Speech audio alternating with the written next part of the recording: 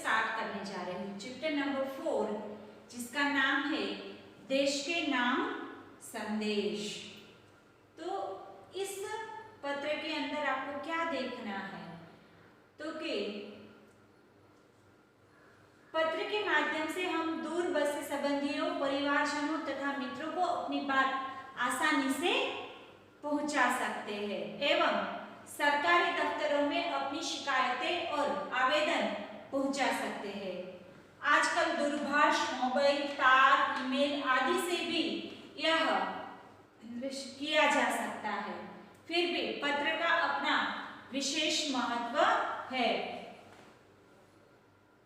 कार्य जो आदि से भी कार्य किया जाता है, फिर भी पत्र का अपना विशेष महत्व है। पत्र को आजकल फिर भी महत्व दिया जाता है।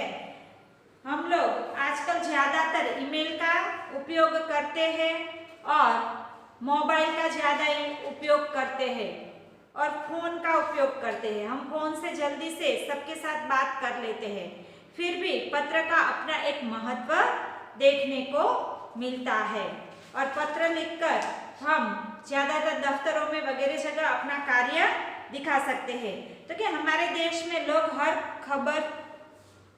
हर खराबी के लिए सरकार को दोष देते हैं। वे यह नहीं सोचते कि एक सार्वभौम स्वाधीन देश के नागरिक होने के कारण उनके भी कुछ कर्तव्य है। इस पाठ में भारत के भूतपूर्व राष्ट्रपति डॉक्टर एपीजे अब्दुल कलाम ने देश के लोगों को देश के प्रति उनके कर्तव्य और जिम्मेदारियों को निभाने का आग्रह किया है। तो इस चैप्टर के अंदर हमें यही देखने को मिलता है। ये जो चैप्टर है देश के नाम संदेश, तो हमारे राष्ट्रपति जो थे एपीजे अब्दुल कलाम, उन्होंने दिल्ली में से 19 मई को 2005 के अंदर देश के नाम एक संदेश भेजा था।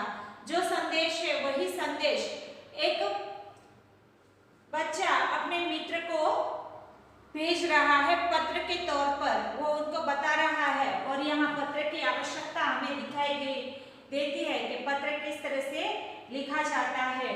किरण अपने मित्र हर्ष को पत्र लिखकर देश के नाम जो संदेश एपीजे अब्दुल कलाम जी ने जो जारी किया था वो सारा वो इनके अंदर बता रहा है। हमारे पूर्व राष्ट्रपति एवं मिसाइल मैन थे जो डॉक्टर अबुल पकीर जैनुलाब्दीन अब्दुल कलाम ने नई दिल्ली से 19 मई 2005 के दिन, क्या आपके पास देश के लिए 10 मिनट है, ऐसा क्वेश्चन किया था। क्या आपके पास देश के लिए 10 मिनट है नाम से देश के नागरिक को ईमेल किया था। इस देशवासियों के मन में देशाभिमान की भावना उत्पन्न हो, ऐसी सीख भी है इस पत्र के अंदर। उस संदेश में वो सारी चीजें एपीजे अब्दुल कलाम ने अपने देशवासियों को लिखकर बताई थी। ईमेल भेजा था।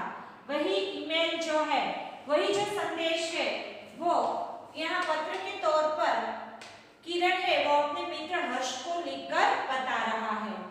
सबसे पहले पत्र लिखते हैं तो इनके अंदर पता लिखते हैं और फिर दिनांक लिखते हैं, फिर यहाँ संबोधन।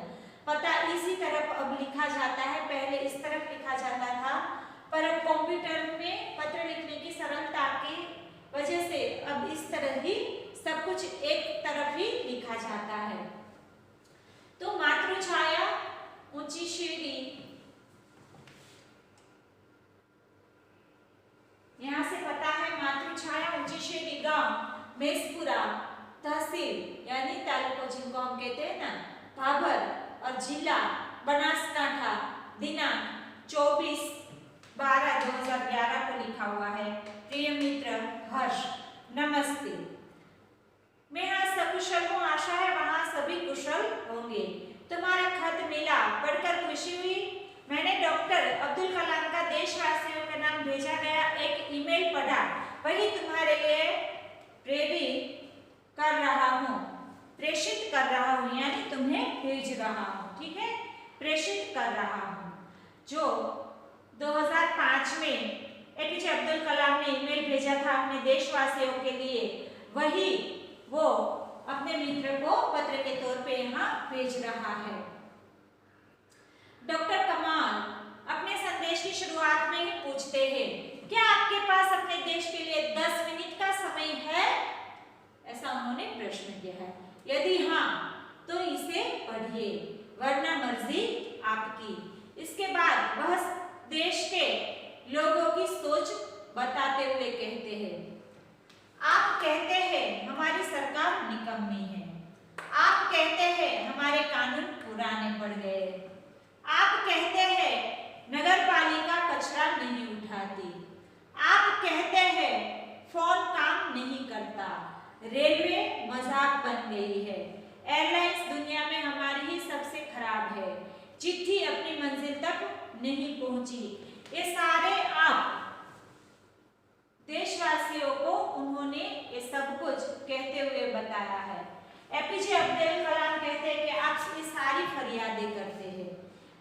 देश के नागरिकों को उन्होंने संबोधन करते हुए कहा है कि आप कहते हैं कि हमारी सरकार निकम्मी है, आप कहते हैं कि हमारा कानून पुराना पड़ गया है, नगरपालिका कचरा नहीं उठाती, हमारे फोन काम नहीं करते, रेलवे एक मजाक बन के रह गई है, एयरलाइंस है वो हमारी दुनिया में सबसे खराब है और अपनी चिट्ठी कभी अपनी मंजिल तक नहीं पहुंची।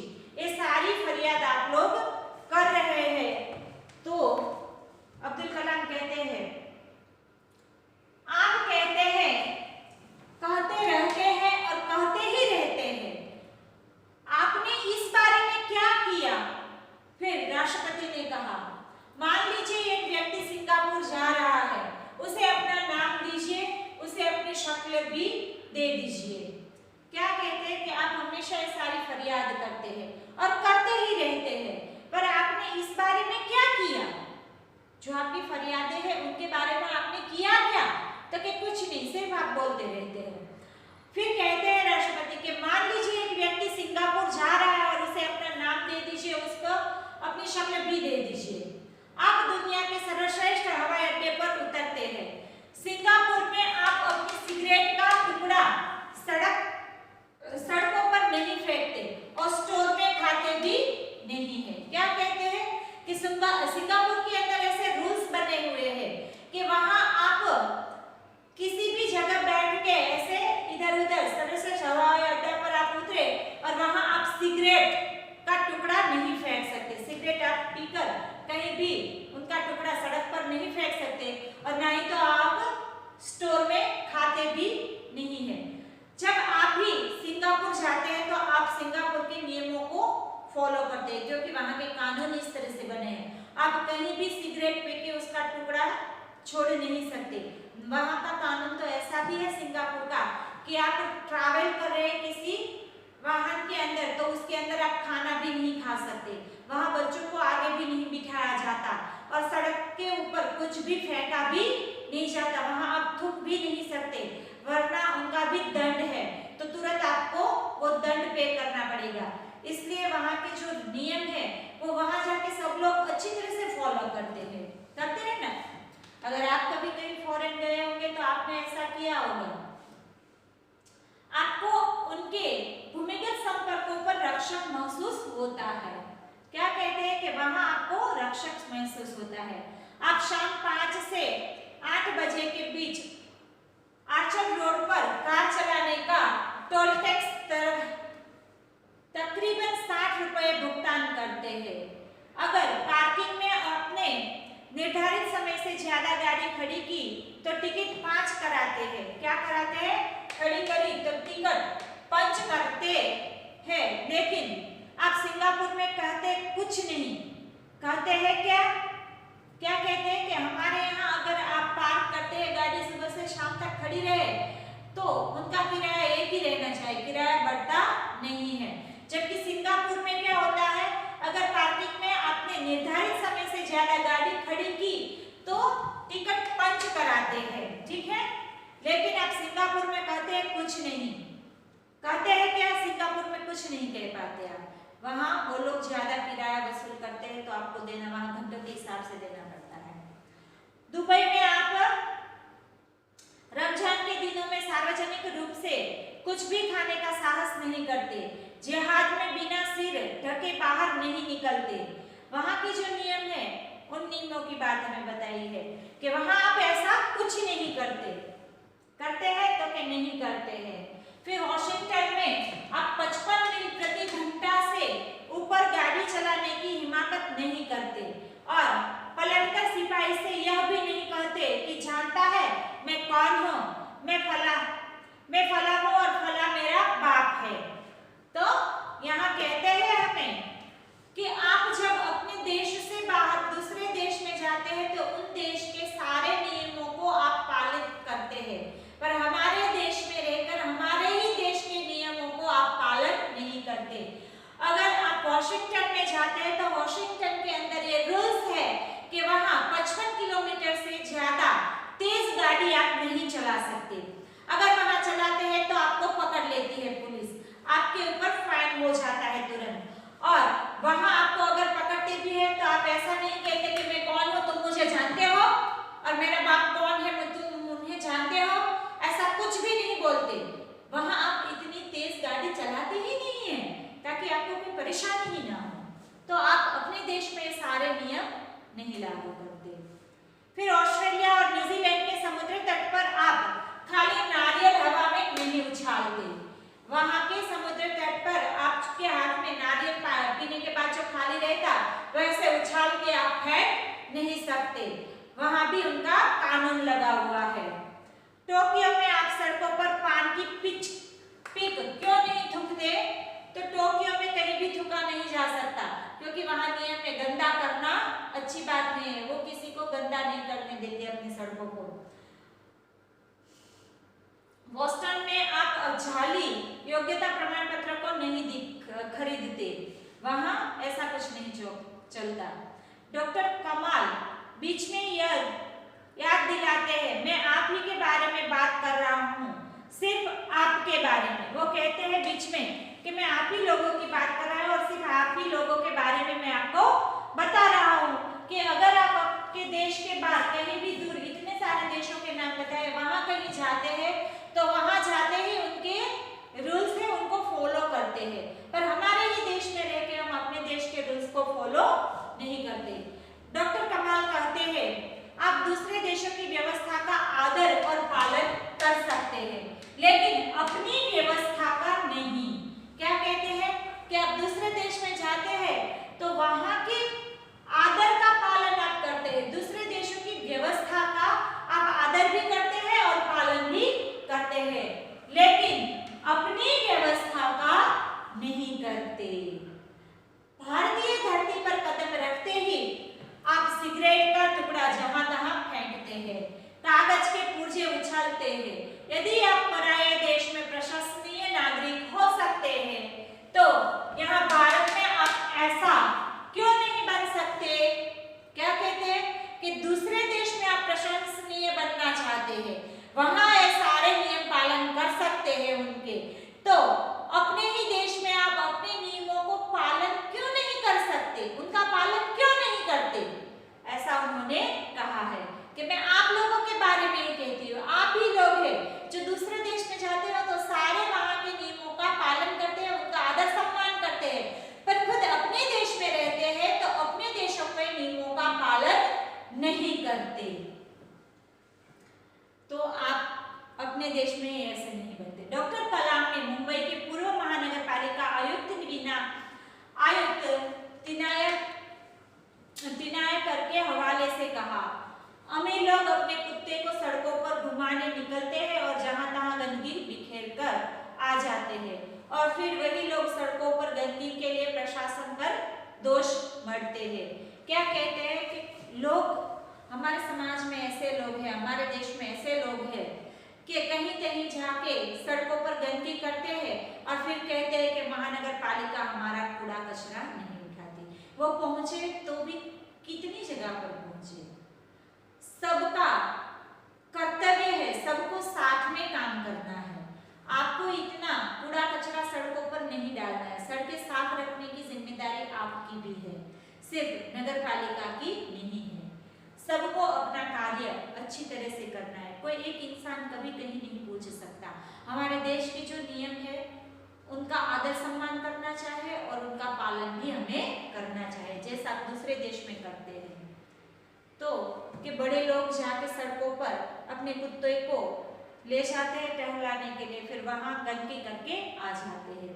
क्या वे उम्मीद करते हैं कि वे जब भी बाहर निकलेंगे तो एक अधिकार, हमारे देश के जो लोग हैं उनके बारे में कहा है कि क्या वे उम्मीद करते हैं कि वे जब भी बाहर निकलेंगे तो एक अधिकारी झाड़ू लेकर उनके पीछे पीछे चलेगा और जब उनके कुत्ते को हाजत लगेगी तो वह एक कटोरा उसके पीछे लगाएगा। क्या कहते हैं डॉक्टर कलाम? कहते हैं कि हमारे देश के नागरिक क्या ये उम्मीद करते हैं कि जब भी वो बाहर निकले अपने कुत्ते को लेकर और उनको जब भी हाजत करनी हो तो उनके पीछे हमारा एक अधिकारी रहे और वो अधिकारी जब अपने कुत्ते को हाजत लगे तो उनके पीछे कटोरा लेकर खड़ा रहे? क्या ऐसी उम्मीद आप अपने अधिकारियों से करते हैं? हमारे देश के नागरिक ज्यादातर ऐसे ही हैं, वो यही उम्मीद करते हैं। तो डॉक्टर कलाम देशवासी को यही कहते हैं कि अगर आप ये उम्मीद कर रहे हैं तो आप गलत हैं।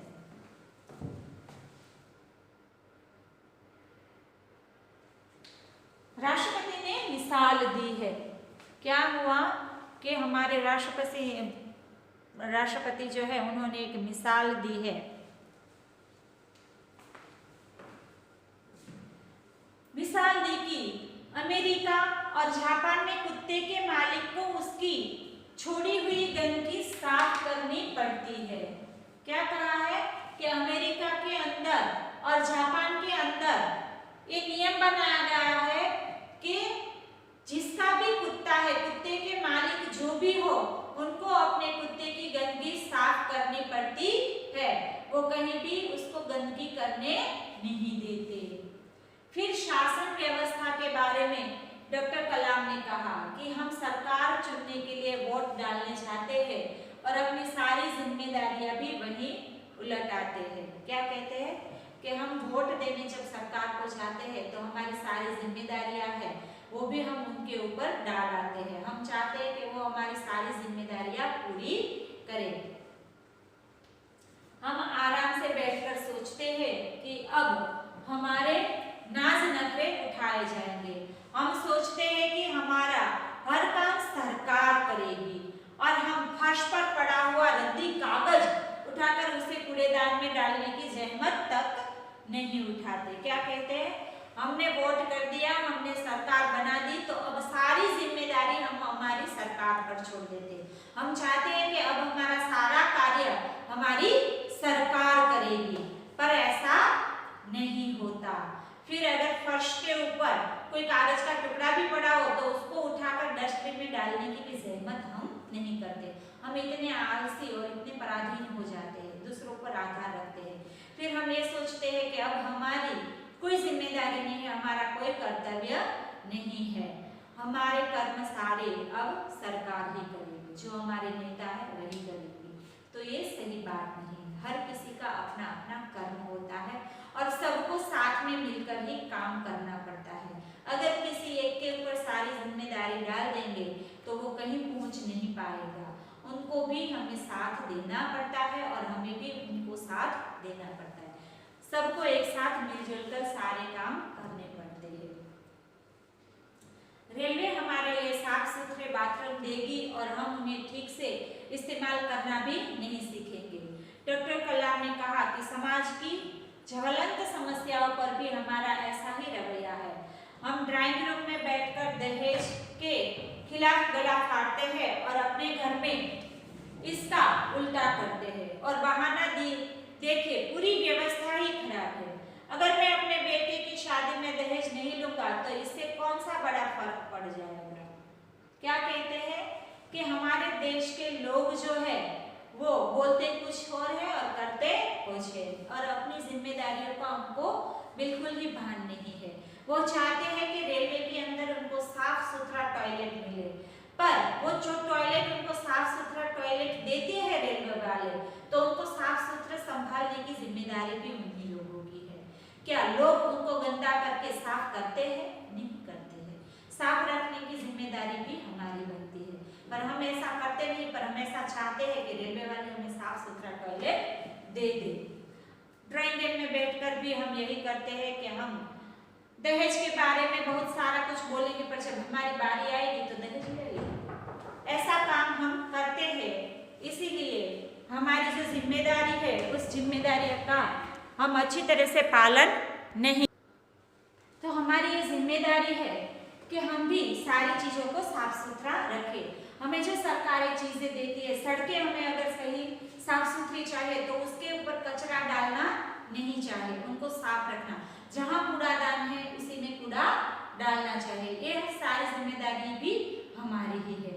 नागरिक के तौर पर हमें भी कुछ अपने कर्तव्य निभाने पड़ते हैं। उसी तरह फिर आगे हमारे राष्ट्रपति कहते हैं,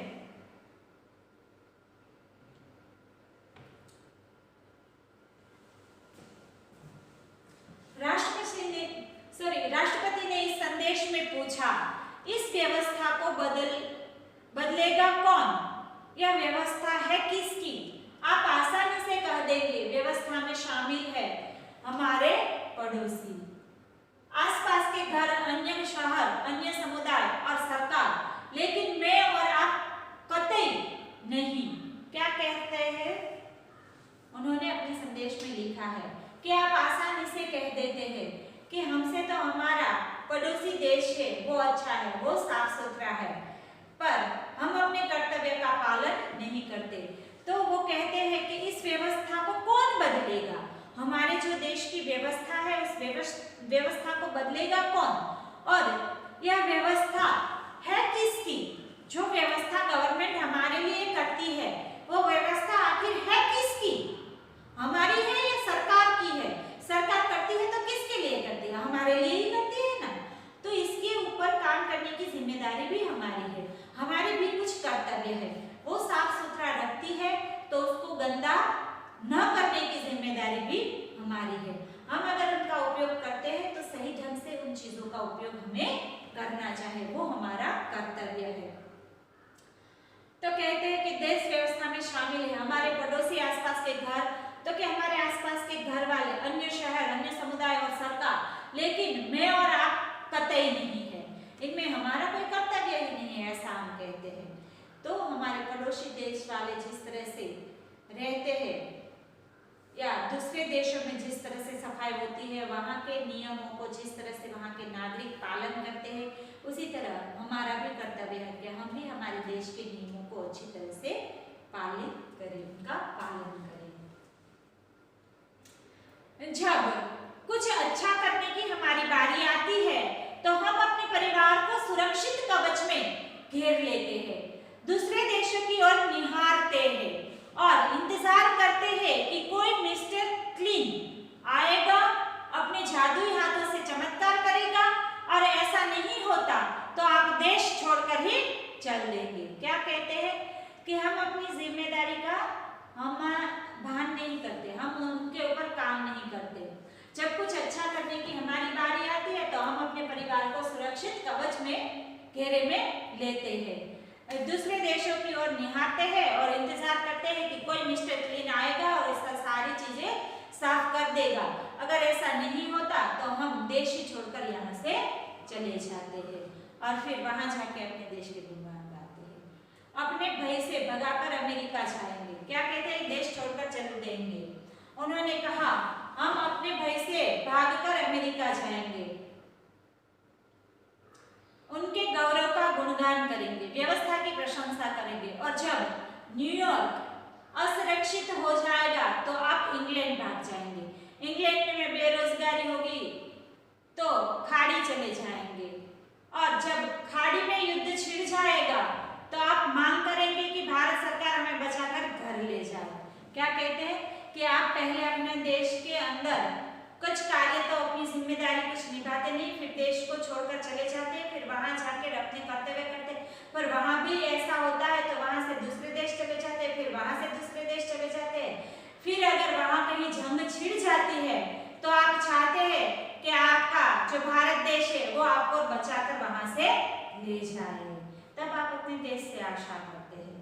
पर जब आपके देश के लिए आपको कुछ करना होता है तो आप अपने देश के लिए कुछ नहीं करते, अपने देश को छोड़कर चले जाते हैं, दूसरे देश के गुणगान गाते हैं। पर अपनी जब जिम्मेदारी आपको पूरी करनी होती है तो आप अपनी जिम्मेदारी सही तरीके से पूरी नहीं करते, अपने देश को छोड़कर चले जाते हैं, फिर वहां आप कहीं फंस जाते हैं दूसरे देशों में, युद्ध वगैरह कुछ छिड़ जाए तो आप चाहते हैं कि फिर आपका देश आपको वहां से बचाकर अपने देश में ले जाए, यही आप अपेक्षा करते हैं। हर कोई देश को गाली देने को तैयार है, पर व्यवस्था में सकारात्मक योगदान के बारे में नहीं सोचता। क्या कहते हैं कि हर कोई अपने देश को गाली दे देते हैं, कहते हैं कि अपना देश बुरा है, पर अपने देश के लिए कुछ करने के जो उनके कर्तव्य है उन कर्तव्यों को वो नहीं निभाते, सकारात्मक योगदान नहीं देते, बारे में नहीं सोचते उनके बारे में। क्या हमने अपनी आत्मा को पैसे के हाथों गिरवी रख दिया है? डॉक्टर कलाम पूछते हैं कि क्या हमने हमारी आत्मा को पैसों के हवाले कर दिया है? अगर हमारे पास पैसा है तो ही हम कार्य करेंगे, पैसा ही सब कुछ हमारे लिए है और पैसे के लिए हम अपना देश छोड़कर दूसरे देश में चले जाते हैं। तो डॉक्टर कलाम कहते हैं कि हमारी आत्मा है, हमने पैसों के लिए उनको बेच दी है। क्या ऐसा है? डॉक्टर कलाम व्यवस्था में नागरिक के सकारात्मक योगदान के लिए देशवासियों को झकझोर देते हैं, श्रेष्ठ नागरिक बनने की शुरुआत करने की अपील करते हुए संदेश में कहा गया है कि अगर आप वाकई संदेश से सहमत है तो इसे अपने 10 और साथियों को ईमेल में भेजिए और उनको बताइए। परिवार के सभी बड़ों को मेरा प्रणाम कीजिए।